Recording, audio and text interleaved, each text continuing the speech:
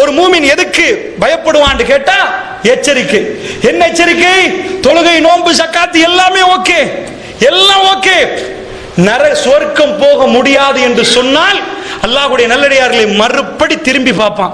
சொர்க்கத்துக்கு தான் நீங்க உட்கார்ந்து இருக்கிறோம், சொர்க்கத்துக்கு தானே பாடுபட்டோம், சொர்க்கத்துக்கு தானே ஏச்சுப்பட்டோம், கத்தம் இல்ல, ஃபாத்தியா இல்ல, நீ செய்யற கல்யாணத்துக்கு வரமாட்டோம், எல்லாத்தையும் ஒதுக்கணுமே, சொர்க்கத்துக்கு தானே. அல்லாஹ்வுடைய தூதர் என்ன சொன்னாங்க? முஆத் இப்னு ஜபல் ரலியல்லாஹு அன்ஹு அவர்கள் கேட்கிறாங்க, அந்த சஹாபாக்கள் இதே தான் கேட்பாங்க. என்ன கேட்டார் தெரியுமா? யா ரசூலல்லாஹ், சொர்க்கத்துக்கு அழைத்து செல்லக்கூடிய ஒரு காரியம், நரகத்திலிருந்து என்னை தூரமாக்கக்கூடிய ஒரு காரியம் சொல்லுங்களேன் யா ரசூலல்லாஹ்.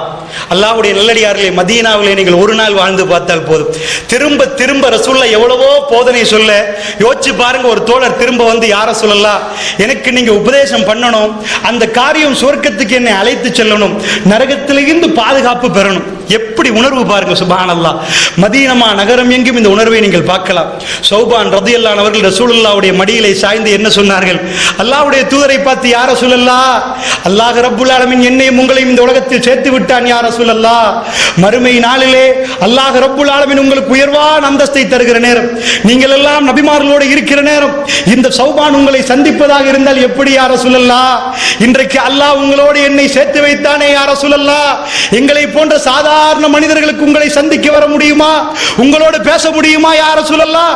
அல்லாஹ் ரப்புல் ஆலமீன் வகை அறிவிக்கிறான், அந்த மக்களை சமாதானப்படுத்துறான். மதீனாவிலே எங்க பார்த்தாலும் இதே சிந்தனை. அல்லாஹ்வுடைய நல்லடியார்களே, மதீனாவுடைய எல்லா வீடுகளிலும் இதே கேட்கும். அல்லாஹ்வுடைய தூதரோடு சொர்க்கத்தில் இருப்பதற்கு என்ன செய்ய வேண்டும்? தங்களுடைய நாவுகளை எல்லாம் எப்படி அடக்கிக் கொள்ள வேண்டும்? அவர்கள் மிக பக்குவமாக பேசினார்கள். அல்லாஹ்வுடைய நல்லடியார்களே, அந்த நேரத்தில் ரசூல் ஸல்லல்லாஹு அலைஹி வஸல்லம் யாரு? முஆத் பின் ஜபல் ரலியல்லாஹு அன்ஹு கேட்கிறார்கள். என்ன கேட்டார்கள்? அல்லாஹ்வுடைய தூதரே, என்னை சுவர்க்கத்துக்கு இட்டு செல்ல வேண்டிய ஒரு காரியம், நரகத்தில் இருந்து தூர தள்ள வேண்டிய ஒரு காரியத்தை சொல்லுங்களேன் யா ரசூலல்லாஹ்.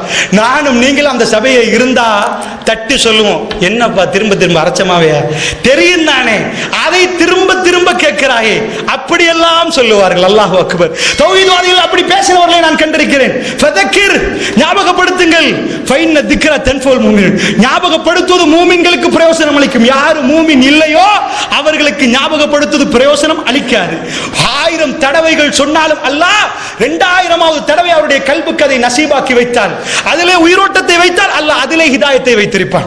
அல்லாஹ்வுடைய நல்லடியார்களே, அதனால் தான் அல்லாஹ் ரப்புல் ஆலமீன் வேதத்தை தொடங்கிய உடனே பக்ராவிலே மூசா நபி வருவார். பக்ராவிலே மூசா நபி முடிந்து விட்டாரா? எத்தனை அத்தியாயங்களில் வருவார்? ஏன் அல்லாஹ்வுக்கு வேற நபியே இல்லையா? ஞாபகப்படுத்துவது மூமின்களுக்கு பிரயோஜனமாக இருக்கும். அல்லாஹ்வுடைய நல்லடியார்கள் அந்த இதிலே ரசூலுல்லாஹ்விடம் வந்து திரும்ப கேட்கிற நேரம் ரசூலுல்லாஹ் என்ன சொன்னார்கள் தெரியுமா? தெரிந்ததே சொன்னார்கள். ஒரு இஸ்லாத்துக்கு வந்தால் என்ன 5 கடமைகள், எது? அந்த 5ஐயும் சொன்னார்கள். எது 5 கடமை? என்ன? ஷஹாதா. முதலாவது ஷஹாதத், இரண்டாவது தொழுகை, மூன்றாவது நோன்பு, நாலாவது ஜக்காத், ஹஜ். இதை சொன்னார்கள். சொன்ன பிறகு ரசூல் ஸல்லல்லாஹு அலைஹி வஸல்லம் சொன்னார்கள், எல்லாருக்கும் தெரிந்தது. என்ன யார் சொல்ல புதுசா சொல்லுவீங்க என்று பார்த்தேன், இதையா சொல்லுவது? அந்த தோழர்களுடைய மனப்பான்மை அதுவே இல்லை. அல்லாஹ்வுடைய தூதர் திரும்ப சொல்ல, அப்படியா? புதுசாக கேள்விப்பட்டது போன்று உயிரோட்டமாக தொழுகையில் ஒழுங்காகிறணும், எல்லாத்திலும் ஒழுங்காக்கணும் என்ற தேவையிலே அவர்கள் திரும்ப கேட்பார்கள்.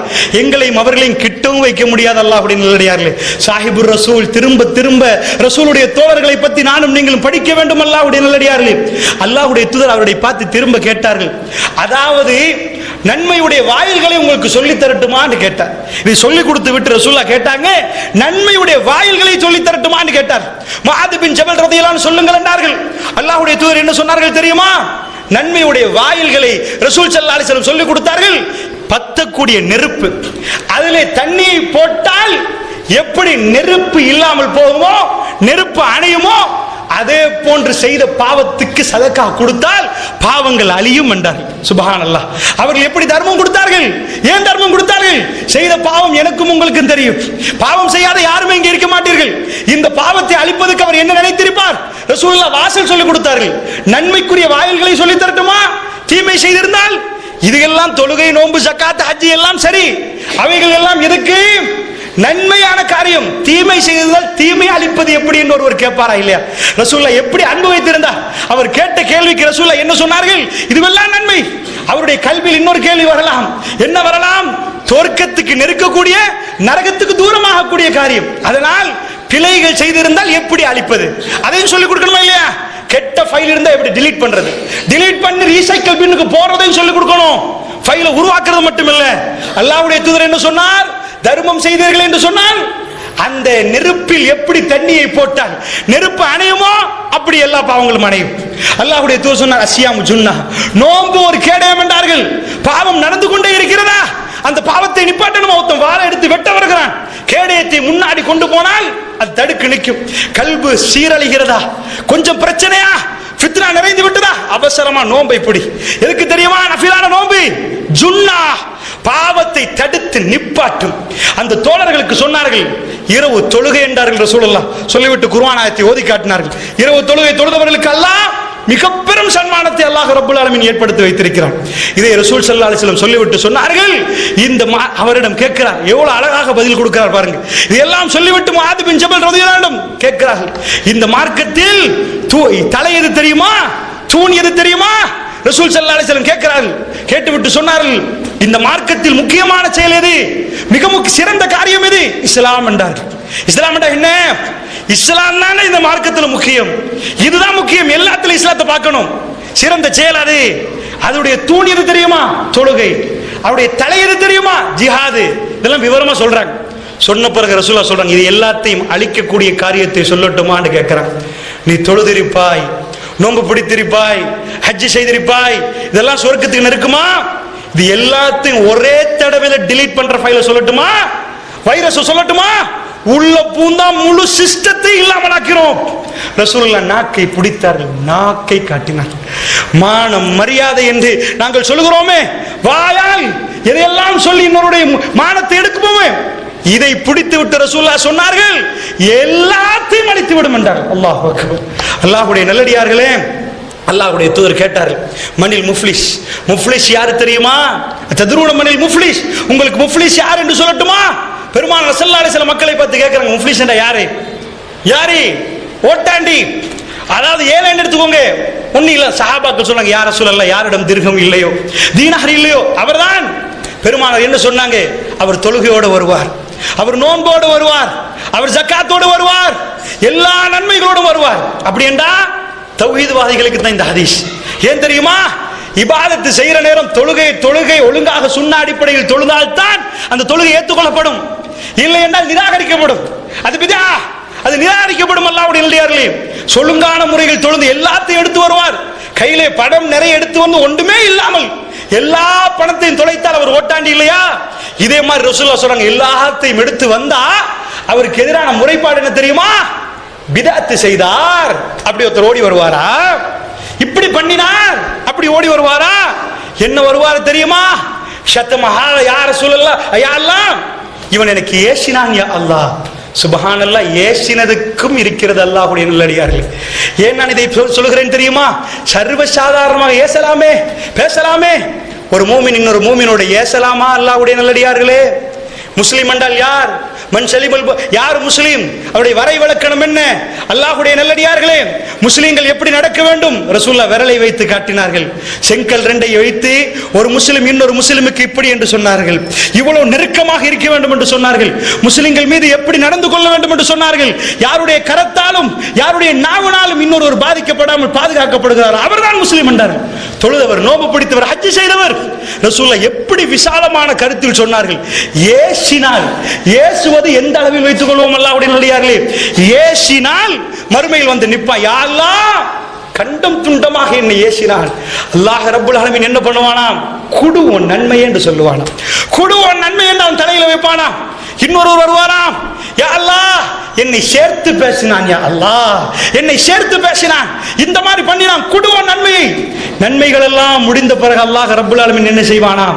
வந்து இன்னொருவர் முறையிடுவாராம், உன் தீமை எவ்வளவு இருக்குது, நீ செஞ்ச விபச்சாரத்தை எடுத்து குடு தலையில, செய்யாத விபச்சாரம் தலையில போடப்படும், நீ செஞ்ச எடு அதை போடு, அப்படி என்று சொல்லி அல்லாஹ் ரப்புல் ஆலமீன் என்ன பண்ணுவான், அவன் தலையிலே போட்டு நரகத்திலே போடுவான். அல்லாஹ்வுடைய நல்லடியார்களே, என்றைக்காவது ஒரு இரவிலே இந்த ஹதீஸுக்குடையவர் நானாக இருக்கக்கூடாது என்பதற்காக வேண்டி எவ்வளவு நேரம் சிந்தித்திருப்போம், எவ்வளவு நேரம் அழுதிருப்போம். அல்லாஹ்வுடைய நல்லடியார்களே, சிந்தித்து பார்ப்பதற்கு சொல்கிறேன். அல்லாஹ்வுடைய நல்லடியார்களே, மானம் என்பது எந்த அளவில் இருக்கிறது என்பதை சொல்கிறேன், நன்றாக புரிந்து கொள்ளுங்கள். கணவன் மனைவி அண்டை வீட்டார் எல்லாமே ரொம்ப டேஞ்சரான ஹதீஸ்கள் வந்திருக்கிறது. அந்த ஹதீஸ்கள் எல்லாம் சொல்லுவதற்கு நேரம் இடம் தராது என்று நினைக்கிறேன். எனக்கு இந்த உரையிலே நான் எதுக்கு தயாராகி வந்தேன் என்று சொன்னால், ஒரு எச்சரிக்கை செய்துவிட்டு நீங்கள் ஹதீஸ்களை படித்துக் கொள்ளுங்கள் என்று சொல்வதைத்தான் சொல்ல வந்தேன்.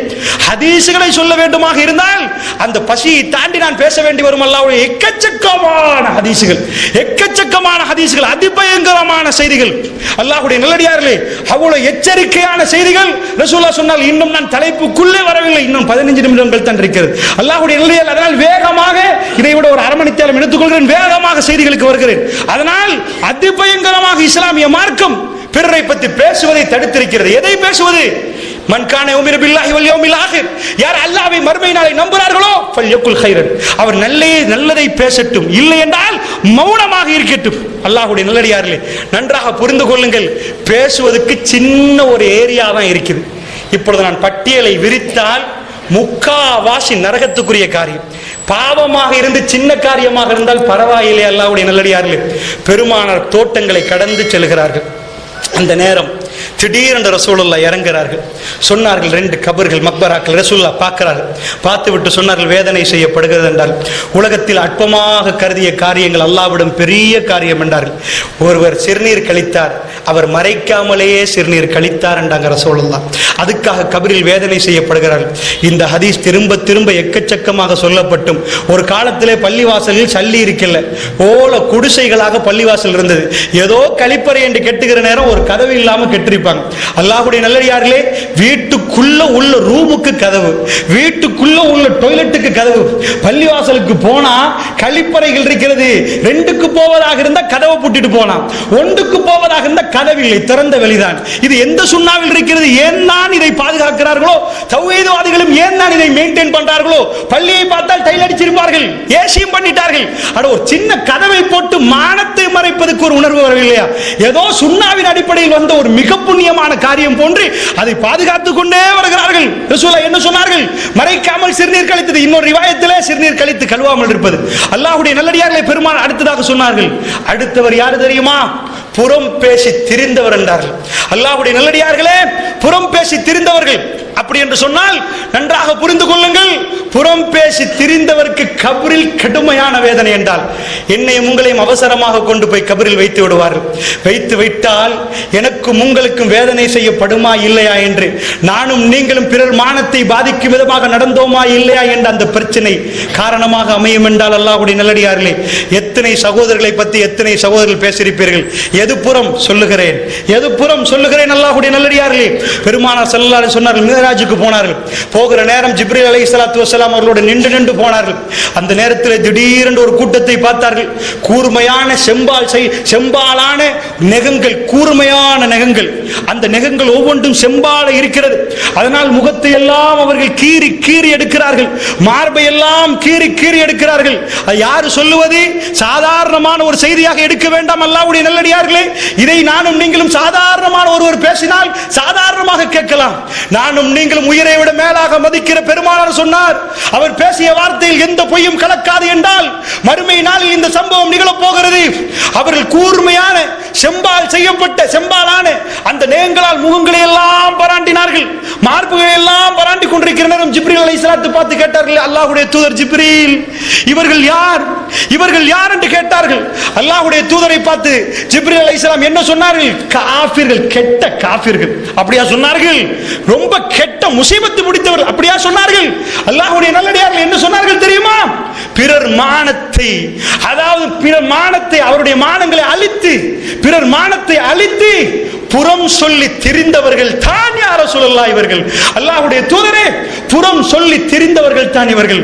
அல்லாஹ்வுடைய நல்லடியார்களே, மானத்தை அழித்து என்றால் TNTJ ஒரு விளக்கம் வைத்திருப்பார்கள். அவர்கள் சொல்லுகிற விளக்கத்துக்கு என்ன ஹதீஸ் எனக்கு தெரியாது. அல்லாஹ்வுடைய நல்லடியார்களே, ஹதீஸை சொன்னால் பரவாயில்லை, ஹதீஸோடு சொல்கிறேன் கேளுங்கள். எது மானம் என்று, எது மரியாதை, எது விஷயம், அல்லாஹ்வுடைய தூதரிடம் எக்கச்சக்கமான எச்சரிக்கைகளை முதலில் சொல்கிறேன். அதுதான் எனக்கும் உங்களுக்கும் அச்சத்தை தரும். நானும் நீங்களும் நாவை எப்படி பேச வேண்டும் என்ற பக்குவத்தை தரும். அல்லாஹ்வுடைய நல்லடியார் எதையும் பேசலாம், எப்படியும் பேசலாம் என்று ஜமாத்து தலைவர்கள் நினைக்கிறார்கள். ஜமாத்து தலைவர்கள் நினைக்கிறார்கள். சத்தியத்துக்காக வேண்டி உருவாக்கப்பட்ட ஜமாத்துகளில் தலைவர்கள் எதையும் பேச முடிக்கிறார்கள், பழி தீர்த்துக் கொள்கிறார்கள். இதுவா உறவு, இதுவா பாசம், இதுவா மூமின்களுக்குள்ள அன்பும் பாசமும்? அல்லாஹ்வுடைய நல்லடியார்களே, அப்படி என்றால் நபிகள் நாயகம் ஸல்லல்லாஹு அலைஹி வஸல்லம் அவர்கள் எதை கீபா என்று சொன்னார்கள்? கீபத் என்றால் என்ன, புறம் என்றால் என்ன? சஹாபாக்களுக்கு சொன்னார்கள். கீபத் என்ன தெரியுமா? ததுரூனமல் கீபா, கீபா என்றால் உங்களுக்கு அறிவிக்கணுமா? அந்த நேரத்தில் ரசூலுல்லாஹ் சொல்லிக் கொடுத்தாங்க. கீபத் என்ன தெரியுமா? அதாவது ஒரு சகோதரனை அவன் வெறுக்கிற விஷயத்தை நீ சொல்றாய் பாரு, ஒரு சகோதரனை பத்தி, அதுதான் புறம். அப்போ ஒரு சஹாபி கேட்கிறார், யா ரசூலல்லாஹ், அந்த விஷயம் அவரிடம் இருந்தாலுமா யா ரசூலல்லாஹ்? நான் சொல்றேன் ஒரு விஷயத்தை, அவர் கையில புண்ணு, இந்த மாதிரி பெரிய புண்ணு, பார்க்க அசிங்கம் அப்படின்றேன், அதான் சொல்லிட்டேன். அவர் பக்கத்தில் இருக்கிறாரோ இல்லையோ, இருந்தா கூட அவர் எனக்கு சொல்லியிருப்பாரு. சில பேரை பாத்தீங்களா, பெரிய புண்ணு யாருக்கும் சொல்லிடாதீங்க, அதுதான் நீட்ட கை போடுறேன் அப்படின்னு சொல்லியிருப்பாரு, அது மறைக்கிறதுக்கு. ஆனா இவர் என்ன பண்ணிட்டாருண்டா, அந்த புண்ணை சொல்லிட்டாரு எல்லாருக்கும். தெரியுமா ஒரு பெரிய புண்ணு, இது பெரிய மெட்டரா, எங்க பார்வையில பெரிய மெட்டரா? ரசூலுல்லாஹ் என்ன சொன்னாங்க? உன் சகோதரன் விரும்பாததை நீ சொன்னால் அது புறம். அந்த சஹாபி என்ன கேட்கிறார்? அவரிடம் இருந்தாலுமா யா ரசூலல்லாஹ்? இருந்தால் தானே புறம், இருந்தால் தானே புறம், இல்லாட்டி அவதூறாச்சு, இல்லாட்டி அவதூறாச்சு. அல்லாஹ்வுடைய நல்லடியார்களே, ஒரு மனிதனிடம் இருப்பதை சொல்லுவதுதான் புறம். அல்லாஹ்வுடைய நல்லடியார்களே, இருப்பதை சொல்லுவதுதான். அவருடைய குறை என்றே ஹதீஸில் வாசகம் வருகிறது. குறை என்றால் என்ன? அவரிடம் இருக்கக்கூடிய நிறை என்றால் என்ன? நிரப்பமாக குறை என்றால் அவருடைய வாழ்க்கையில் ஏதோ ஒரு பிரச்சனை, அந்த பிரச்சனை இருக்கிறது, ஏதாவது உண்டாய். ஒரு சில இபாதத்துகள் பிரச்சனை இருக்கலாம், அவருடைய ஏதாவது சில விஷயங்கள் சின்ன சின்ன பிரச்சனைகள் இருக்கலாம். இந்த குறையை மறைத்தால், இந்த குறையை மறைக்கணுமா? ஏனென்றா குறை தான் நிஜமா இருக்குதானே. தௌஹீத்வாதிகள் கொஞ்சம் லொஜிக்காகவே பேசுவார்கள். சரிதானே, குறை இருந்தா சொல்லிதானே ஆகணும், அதை எப்படி மறைக்கிறது? இல்லாததா சொன்னோம், இருந்ததானே சொன்னோம் என்றுவார்கள். இருந்ததை சொல்வதற்கு அனுமதி உண்டா? அதான் கேள்வி. இருந்ததை சொல்ல முடியுமா? பெருமானார் ஒரு சபையில் காரமாக பேசினார்கள். எப்படி பேசினார்கள் தெரியுமா? மக்களே என்று சொல்லவில்லை, ஈமான் கொண்டவர்கள் என்று பேசவில்லை. அதாவது உதடுகளால் ஈமான் கொண்டு உள்ளத்தால் ஈமான் கொள்ளாதவர்கள் என்றாங்க ரசூலுல்லாஹ். எங்க யாரு? சஹாபாக்கள் உட்கார்ந்த சபை. ரசூலுல்லாஹ் எப்படி பேசினார்கள் தெரியுமா? உள்ளத்தால் ஈமான் கொள்ளாமல் உதடுகளால் ஈமான் கொண்டவர்களே. உதடுகளால் அல்லாஹ்வை நம்பியவர்கள் யாருக்கு? முனாஃபிக்களுக்கு சொல்றாங்க. சபையில கடந்து இருப்பாங்க, பேரை சொல்ல ரசூலுல்லாஹ் சொல்ல மாட்டாங்க, அது ஃபித்னா. அப்படி சொல்லல, அல்லாஹ்வுடைய தூதருக்கு சொல்லாம இருக்க முடியுமா? அப்படி சொல்லிவிட்டு என்ன சொன்னார்கள்? உள்ளத்தா உதடுகளால் ஈமான் கொண்டவர்களே என்று சொல்லிவிட்டு சொன்னால், முஸ்லிம்களுடைய குறைகளை தேடாதீர்கள், துருவி துருவி ஆராயாதீர்கள். வலா தஜஸ்ஸஸு, குர்ஆன் சொல்லுது, துருவி துருவி ஆராயாதீங்க. நீங்க கெமிஸ்ட்ரி படிக்கிறீங்களா, சயின்ஸ் படிக்கிறீங்களா, தேடு, எப்படி இதை செய்யலாம், இந்த ஃபைலை எப்படி அனுப்பலாம், ஒரு பட்டன்ல அமெரிக்காவை எப்படி படிங்க, தேடுங்க. இன்னொத்துண்டு குறைய பிடிச்சி தேட போறீங்க. ஷேக்ஸ்பியர் சொன்னார், மனுஷனை பிடிச்சி தேடினீங்கன்னு வைங்க, மனச உலகத்துல குப்பை தொட்டியை தேடி பார்த்தா எவ்வளவு நாத்தம் வரும். மனசை பிடிச்சி தேடினீங்கன்னு வைங்க, குப்பை தொட்டி மிஞ்சு எல்லா மனசு அவ்வளவு நாத்தடிக்கும். அவன் இலக்கியமா சொல்லிட்டு போனா, நெஜாதான் உலகத்தில் சுத்தமானவன் எவன் இருக்க மாட்டான். எல்லாம் பிள்ளைகளுக்கு மத்தியில் படைக்கப்பட்டார்கள் தான். ரசூல் என்ன சொல்றாங்க? முஸ்லிம்களுடைய குறையை தேடாதீர்கள் என்றாங்க, துருவி துருவி பார்க்காதீங்கன்றாங்க. யாருக்கு சொல்றாங்க? முஸ்லிம்களை உட்கார வச்சுட்டு எப்படி மென்ஷன் பண்றாங்க? முனாஃபிக்னு சொல்லாம இது யாரு செய்வாங்க என்பதுக்கு அப்படி சொல்றாங்க. இந்த மாதிரி தேடாதீர்கள். அப்படி நீங்கள் துருவி துருவி தேடினா அல்லாஹ் என்ன பண்ணுவான் தெரியுமா? யார் ஒருவர் யாருடைய குறையை துருவி துருவி தேடுகிறாரோ அவருடைய குறையை அல்லாஹ் தொடர ஆரம்பிப்பான்.